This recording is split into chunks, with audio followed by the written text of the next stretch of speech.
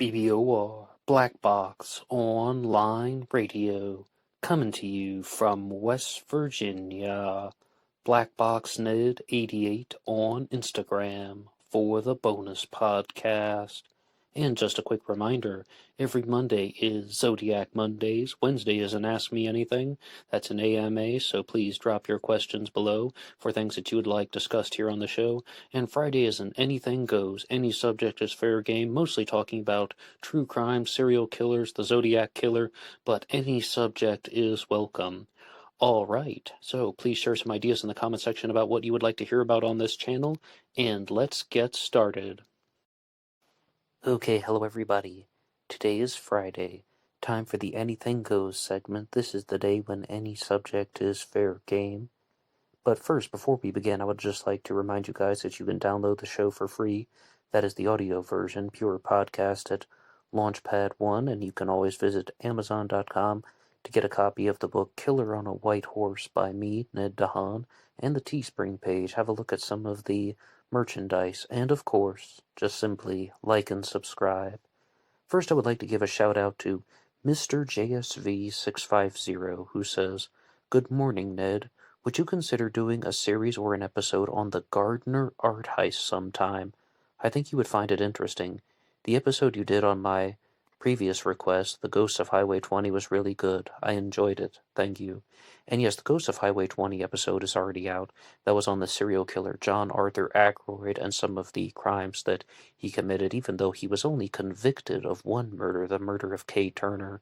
But that is available here on Black Box Online Radio. As I said, it's good to subscribe so you can follow all of these subjects that get covered on the Anything Goes segment.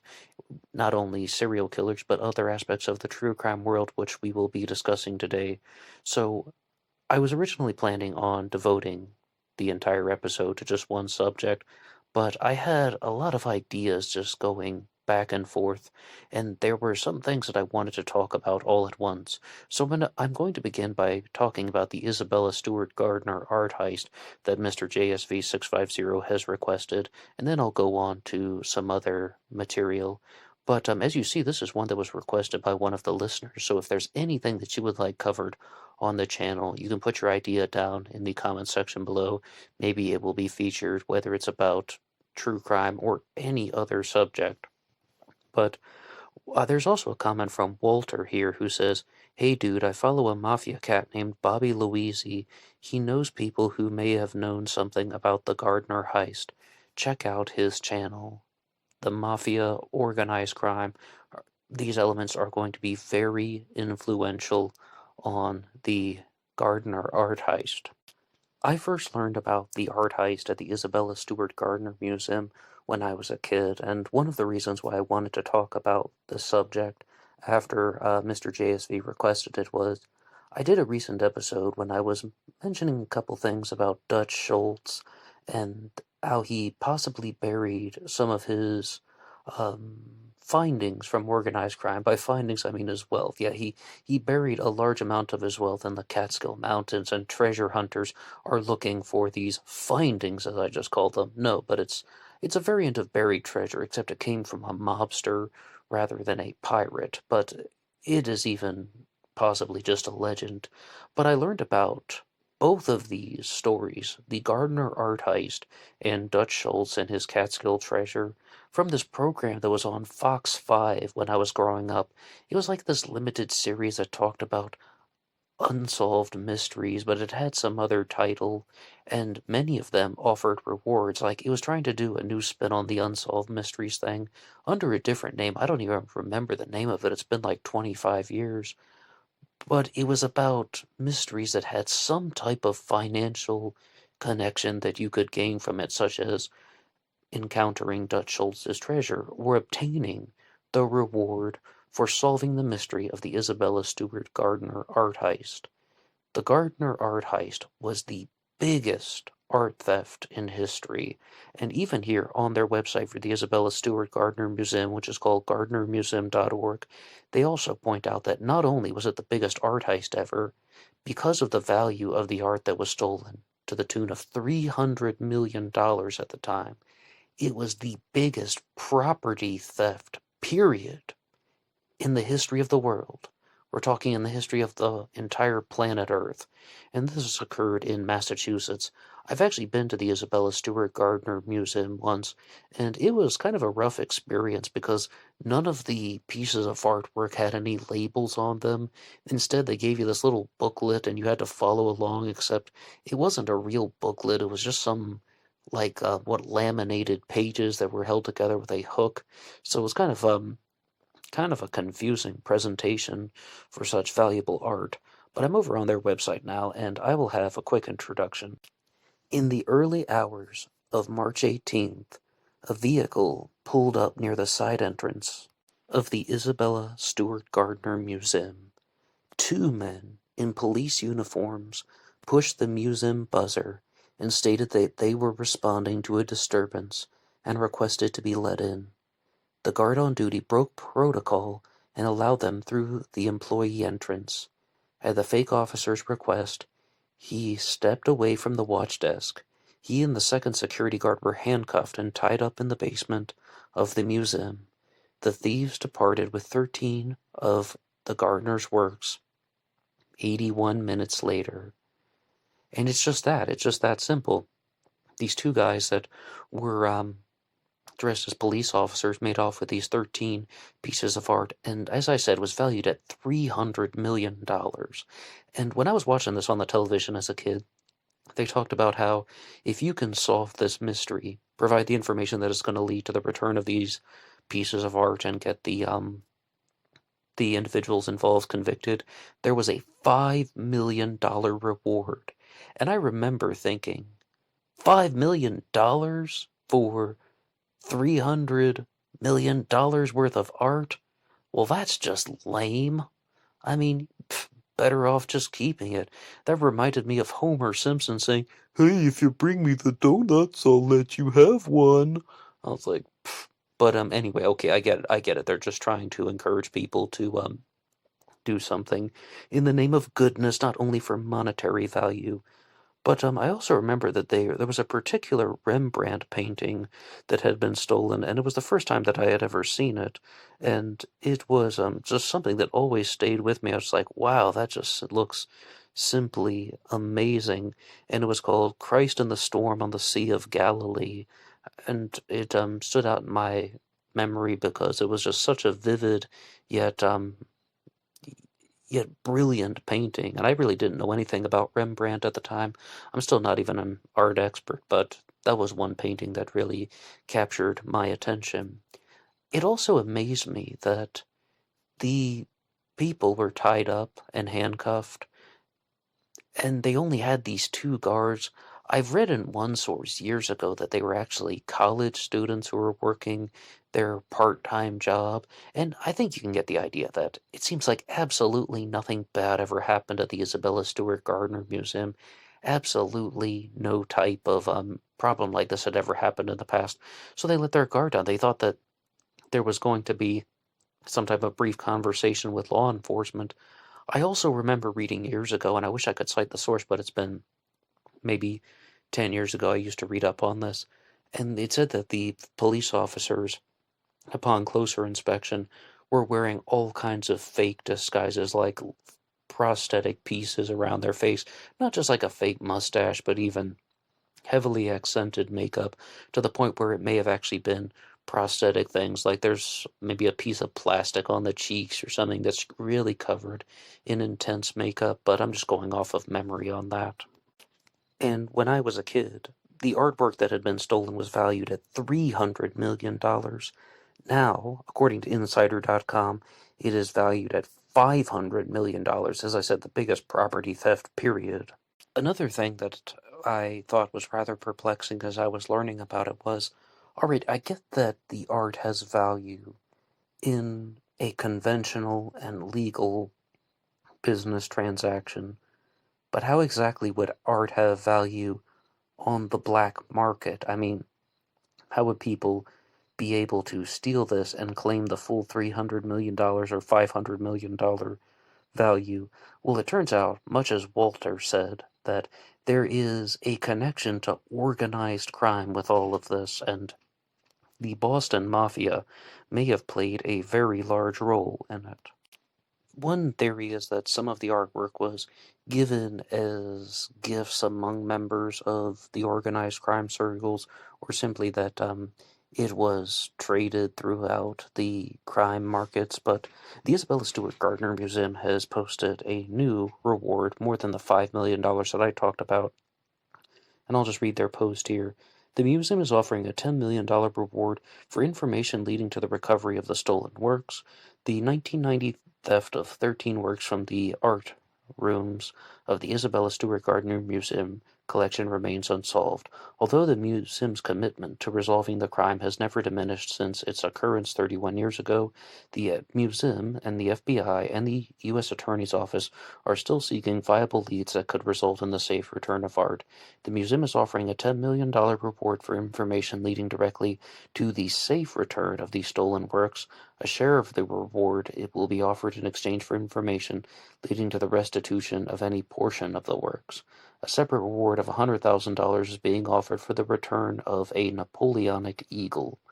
Okay, so even if you get on Wikipedia and you read about this, you'll see that the FBI had strong leads into the organized crime circles, and not only strong leads, there's even a quotation that says they believe that they know who did it. It's just, well, I think it's one of the complicated aspects of taking down organized crime.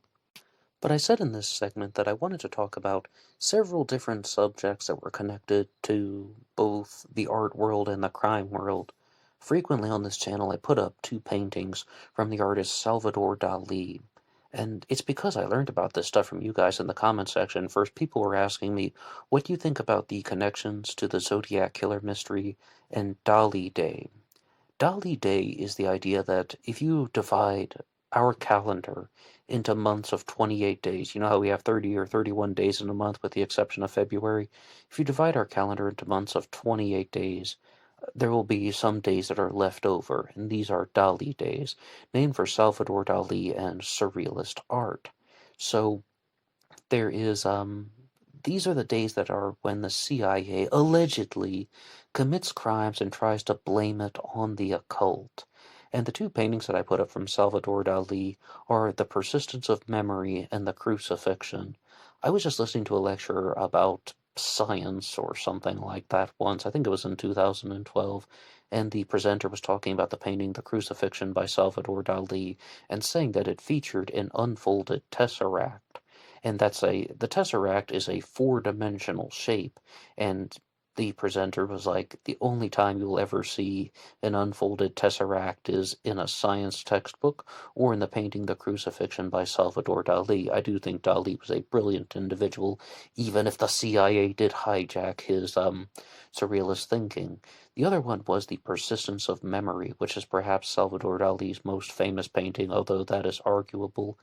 And I had been told back in junior high that the inspiration for The Persistence of Memory from Salvador Dali was that he was at home one night alone and he was eating some soft cheeses and he had an idea for a painting, and that is the painting that went on to be known as The Persistence of Memory. And I told that story to a family member and they were like, I don't believe you. So they got online and started Googling it, and they were like, it's not the whole painting. The cheese was only the inspiration for the shapes of the clocks that you see in the painting. But, I mean, it's a very famous painting because it has these clocks that are almost just melting in the desert. And I even had a chessboard like this on like a computer game like Chess Master. Do you remember that back in the 90s? And there was one called, what was it? I think it was just called Surreal or something like that. The Surreal chessboard, which had Salvador Dali's soft clocks. But the story that was told to me about why he gave it the title The Persistence of Memory was he wanted people to look at the concept of time melting, but then remember it within their own mind. And if he had just called it soft clocks, they never would have thought about anything to do that. They would be like, oh yeah, okay, I mean, there's a clock and it's kind of in this floppy shape. If you call it The Persistence of Memory, it's all about the surrealist art thing where it's blending through different circles, well, different circles, like, and it's actually like crossing different spheres of existence, metaphysically speaking, even if you want to get into some of that. Another example of surrealist art that has crossed over into the actions of people. I mean, is Dali Day actually going on? Is the CIA actually committing murders and blaming it on the cult? I'll let you guys talk about that in the comments section. But another example of surrealist art that has infiltrated the true crime circles is the Black Dahlia murder, the murder of Elizabeth Short back in the 1940s. And you know I love to talk about the prime suspect in that one, George Hill Hodel. Before you can get to Elizabeth Short, you have to go back to the 1930s. And when TNT was promoting the miniseries I Am the Night with India Isley and Chris Pine, they were introducing what I guess we can call Holly Weird now. And I mean, I have to credit the Stones Unturned for giving me that name, but or giving that name to Hollywood, Holly Weird. It's like in the 1930s, there were all kinds of surrealist art parties going on in Hollywood, and it was all about not only dealing with like costumes and drugs, but also just weird sex acts that are going on behind closed doors. This is one of the most consistent aspects of humanity. What are people going to do if they can do anything? They're going to do drugs and they're going to have sex. Well, what if they can do anything and not get caught? They're going to do drugs and have sex behind closed doors, and they're going to be really weird about it. For some reason, that's what humanity likes to do. I can't quite put my finger on it. That's sarcasm, by the way. No, so all of these things really continue to expand, and that these Hollywood individuals are having very ridiculous orgies that are just hidden from the general public. Why? Because they're not being examined. And then this leads to the spread of STIs, STDs, whatever you'd like to call them. And who was the doctor who was in charge of the venereal disease inspections units and health for Los Angeles at the time? George Hill Hodel, once we get into the 1940s. And there's this theory out there that this doctor, George Hodel, didn't simply want to be the venereal disease expert for the stars. Instead, he wanted to do something that would put himself into the surrealist art world, except for the fact that he wasn't an artist. And Steve Hodel, who is the son of George Hodel, said very clearly that he did not watch the miniseries I Am the Night, which I was just citing a bunch of source material from. As he said, it was mostly fiction, but you can get the idea. Like, you can see how they're trying to talk about a widely held belief and put it into action. When he said it's mostly fiction, they may have added in some fictitious elements of George Hodel's life, but it shouldn't be downplayed that I can definitely accept the surrealist art movements going on in Hollywood. I mean, I just talked to you about Dali Day and how there was this popularity of it at the time. So that has definitely affected the way people think. But then George Hodel wants to do something that can put him into somewhat of a different category, and he was heavily influenced by a photographer named Man Ray, especially a particular photograph that he did called The Minotaur, which has a woman putting her arms up in the air, and that's meant to represent the horns of the Minotaur, and then the woman's breasts are actually meant to be the Minotaur's eyes, and it's almost like the head of a monstrous bull-like figure, but it's just a woman's body, and that the murder of Elizabeth Short was actually committed because it was meant to be an act of surrealist art, crossing boundaries, doing something horrific, but also it had a particular sense of meaning to the killer. Elizabeth Short, the Black Dahlia, was of course not only slashed across the face that you may have seen in the particular photos, but she was bisected in half. And if you ever watch any of the presentations from Steve Hodel, he will frequently talk about how his well, I shouldn't say his father, because his father was never convicted of it. The Black Dahlia Avenger surgically bisected Elizabeth Short by cutting through the second and third lumbar vertebrae, not to damage any organs. I mean, if he had just wanted to cut her in half, there would have been such easier ways to do that. It was done very methodically. Someone who seemed to have surgical knowledge. And my window into the world of the Black Dahlia Avenger is almost exclusively through the Hodel family. I Am the Night talked a lot about Fauna Hodel. She's the central character played by India Isley, and I have a three-part series on Fauna Hodel. Not even only on that material, but I also read her book, One Day Shall Darken, talking just about all the weird things that she experienced in her life, and I would invite anybody to listen to that. But it's not only based on fictitious sources. There is an element of truth that is out there in these stories that you hear about George Hill Hodel. But I think that this is just a clear example of how Hollywood has a darker side that we don't get to hear about all the time. And recently on the channel, I was talking about the Cotton Club murder, which goes back to the 1983 murder of Roy Radin, who was a producer for a movie, The Cotton Club. And it was a front for cocaine, drug smuggling, money laundering. It was a front for drug money, cocaine deals to the tunes of millions of dollars. And there was another person named Lainey Greenberger, whom I believe was listed as a producer, even though it seemed like she was more on the drug side from what I've read. This other person, Lainey Greenberger, felt that she was cheated out of her cut of the money.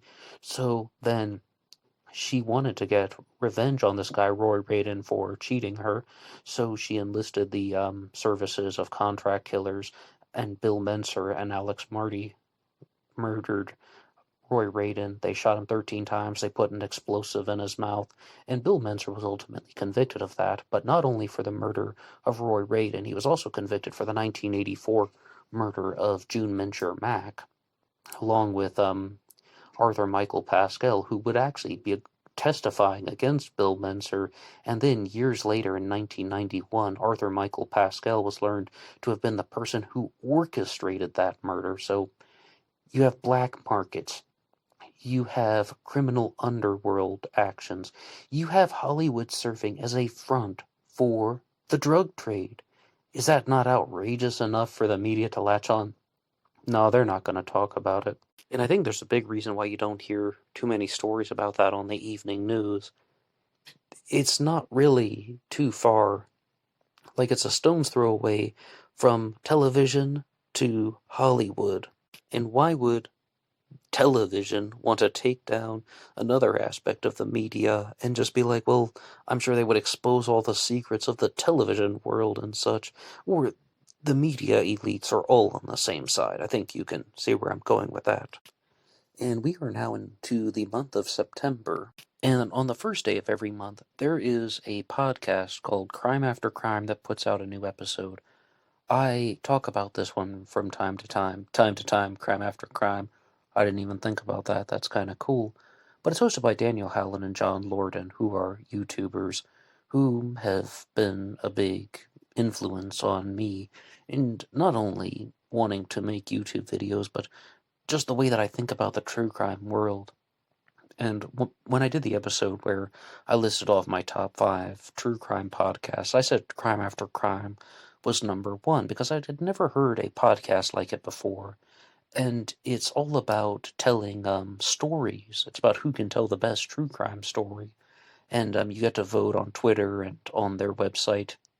And at the beginning of every episode, they announce the winner who had told the best story and such. And for September of 2021, they told 2 stories about show business, if we can count the show business world as also a form of art, which I do think it is. I mean, cinema as well as the music business. Then the host, Daniel Hallen, told one of the most amazing con man stories that I have ever heard. If you do want to listen to it, as I said, it's Crime After Crime, Showbiz Crimes for the month of September 2021. And it's the story of this guy from Indonesia who just learned how to mimic voices like at an expert level, and he would fool all kinds of people, and they just believe that he is a clinical sociopath. But he leads people on, telling them that they're going to be actors or actresses in a movie, and then he brings them to Indonesia, and it's all a scam. He gets them to put over some of their money into some type of addition to the venture, some type of investment, and it's all scams, but he just plays the part so convincingly. And the thing is, he's working with actors and actresses, yet he is obviously a more convincing actor than they are.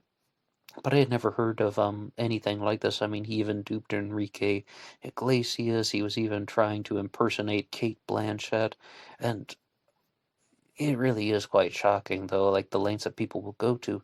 And also, it's just you'd have to wonder if someone is so good at putting on performances. The host, John Lorden, even said, why is this guy doing criminal behaviors? Why didn't he just host a radio show? He could have been his own callers. I mean, like, if he's that good at doing voices, he could have had it set up. And then I began to think, that's true. I mean, he could have really put his efforts into something entertaining. And as they said, I mean, I kind of gave away some of this as a spoiler. They believe he is a clinical sociopath. By they, I mean like medical so-and-sos. And that it's just that desire to manipulate people and gain control of the situation in a negative way. And this also leads to doing things that fuel one's own excitement, such as creating problems for themselves. Like if you watch that documentary series, Murder in the Mormon Church, it tells the story of a guy named Mark Hoffman. I believe his name is spelled Hofman, Hoffman with one F. And he was an excellent document forger. And this isn't really artistic, but I mean forgery. And he was so good at it that he could fool the experts with the government. He could deceive them into thinking that coins even were authentic when they were forgeries, and he could fool the best document experts in the world, just something that he had forged himself. But then he would create scenarios where he would almost get caught, or he would put himself into financial ruin, because so then he needs to create a new document to obtain money, as something that he could sell and then get out of financial trouble. He was creating the problems for himself to fuel his own excitement. And then you just have to wonder, why? Power tripping. It's neurochemistry. And always wanting to experience the really intense highs and lows. And I know I gave away some spoilers about that episode of Crime After Crime, but the way they present it, it's almost like it's meant to be surprises, but I hope you will listen to it because they just told two amazing stories, and the second one was the story of the kidnapping of Frank Sinatra Jr., and I had never heard about that before. I was just listening to him on YouTube yesterday, and he was singing one of his father's songs, and some people in the comments section are like, oh my gosh, he sounds just like his father. Why didn't his career take off more?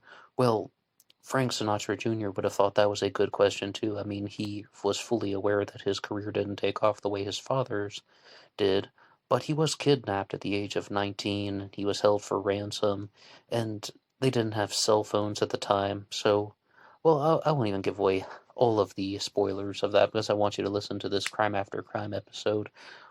But the long story short was, yes, there was a kidnapping, and Frank Sinatra Jr. was returned safely, but one of the participants who was involved with it was a high school classmate of Nancy Sinatra, Frank's daughter. So, this is something we always have to bear in mind in the true crime world. Some people are methodical and calculating. Some people use these opportunities, or they have someone who stays in their memory, and then they do something destructive years later. I mean, we see these theories all the time in the Zodiac killer mystery, about how somebody may have been a classmate, but then that person graduates high school, yet maybe 4 years later or something, then they become a suspect in the person's murder. It happens all the time. Someone has a first-hand connection, even if they go ages without seeing the person. I mean, if you're a classmate of Nancy Sinatra. I think you'll remember who her father was. I mean, just guessing. But even with people who weren't famous, that type of behavior still exists. And I do have one thing to share about Nancy Sinatra that is something that is rather light from the 1960s, though. I was just, as I said, I was listening to that video. It's actually a duet that Nancy Sinatra sang with Frank Sinatra Jr. on the Smother Brothers show. Smothers Brothers, excuse me, I left out one S. And one guy wrote into the comments section saying that he was a Vietnam veteran, and when he was in Vietnam, he wrote to Nancy Sinatra and asked if he could have a photo of her.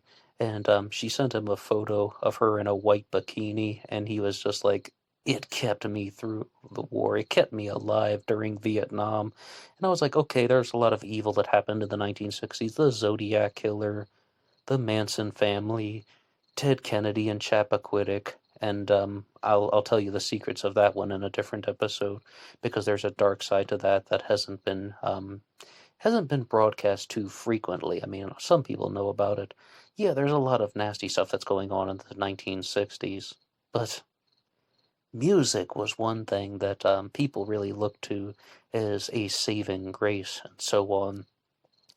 Now, some people believe that the art world and the music world are being hijacked by the global elites because they recognize how influential it can be.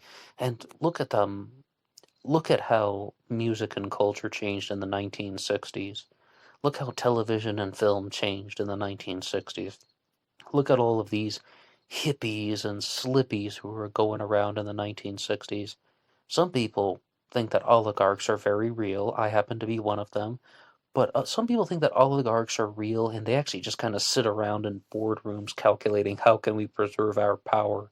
So what they did was they're like, well, let's just hijack these existing movements and persuade them to our advantage. Okay, people like reading books. Well, then we're gonna give money to somebody who's writing books that are favorable to us. Oh, people like movies. Well, we're gonna put money into movies that are favorable to our agenda. Oh, people like music. Well, we're going to even have people write songs about ideas that are beneficial to our agenda. And you can even see this in some of the things happening in the new millennium. This isn't so much of the global elites, but like when you hear that like hip hop artists are paid money to promote like liquor or jewelry companies or any type of things, like maybe like a brand of shoes or something like that. They're given money and then they need to write a song that is going to be including this in their lyrics. It's like a form of subliminal product placement advertising, if I'm using the term correctly. And that isn't the most evil thing in the world. It's just not a very genuine form of artistic creation. Okay, now the oligarchs trying to support certain types of artists and thinkers because it's beneficial to controlling humanity, that is the most evil thing in the world, and they're trying to destroy humanity for power and for profit. I mean, that's absolutely sickening. But to recap, you even see with the Isabella Stewart Gardner art heist that there is a connection to organized crime, and that's the biggest theory that is present there. You also see that the murder of Elizabeth Short, the Black Dahlia murder, is one that is also connected to a group of, well, oligarchs all the same, because Hollywood is its own oligarchy. It is very similar. It is an elite circle. I mean, sometimes you'll even hear this at the Golden Globes when they refer to themselves as the cultural elites or something like that. And think about what we just said about the Cotton Club murder. It is connected to the drug trade and organized crime and the criminal networks and the black markets. All of these elite circles work together. And it can lead to some very dark and twisted things. Those two examples that I just listed off there. When you have something like the kidnapping of Frank Sinatra Jr., that seems like it was more or less organized by thugs, and that doesn't seem to be quite connected to in a criminal underworld by the criminals, but then you have the Sinatra family, who is the elite establishment. They're just different forms of the elites. Life is interlocking, so it seems. Well, thank you so much for listening to this episode on several different crimes from the art world. As I said, the Gardner heist was one that was recommended by Mr. JSV650. If there are any requests that you would like, you can put your ideas in the comment section.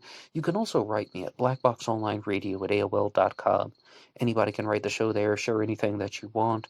And I'm on Instagram at BlackBoxNed88, and I will see you over there for the bonus podcast. Until next time.